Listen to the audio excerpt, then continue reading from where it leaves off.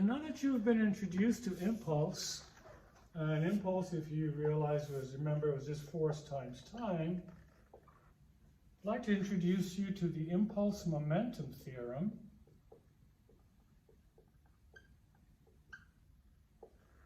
And we'll be using this theorem a lot. And the impulse momentum theorem simply says that the impulse, which is J, is going to equal to the change in momentum. So any impulse that you apply on an object will cause a change in momentum of the object. Now I'd like to kind of show you where this comes from. So we have force times time is equal to change in momentum.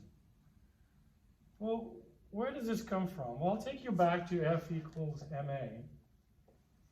And if you remember, A was just change in velocity divided by time.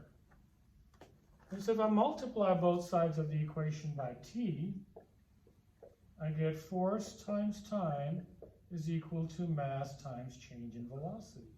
Well, mass times change in velocity is just the change in momentum, because change in velocity is basically mass times change in velocity would be change in momentum. And so that is where this thing comes from. This is the impulse momentum theorem, which simply says that the impulse you apply is going to equal to the change in momentum of the object. Okay? Very, very simple. Whatever impulse I apply is going to be the change in momentum of the object. Now I know you're thinking, you're saying to yourself, wait a second, this guy has units of Newton seconds, and this guy has units of kgms. How can you equate them together? And I say that's a very good question. Well, they really are the same thing, because if you think about it, what's a Newton? A Newton is, remember here again, F equals ma, so Newton equals kg meters per second squared.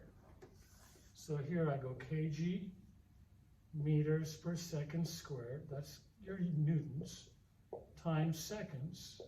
Well, 1 second and this second cancels, leaving you with kgms. So wow, kgms is the same as Newton seconds. You could use either one of them.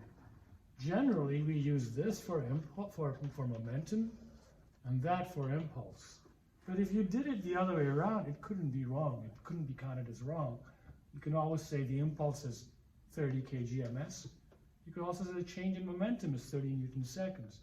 But generally, because this makes more sense, it's momentum, kg meters per second, we use this for momentum, and because this is force times time, we use these units for impulse. Okay? And so now I'm going to kind of put all of this together into one big nasty long equation. It just looks nasty. It's not really nasty. But do write this equation down when I put it up, and we will be using that a lot, and I'll show you how to use that to solve pretty much any question on impulse and momentum. Okay?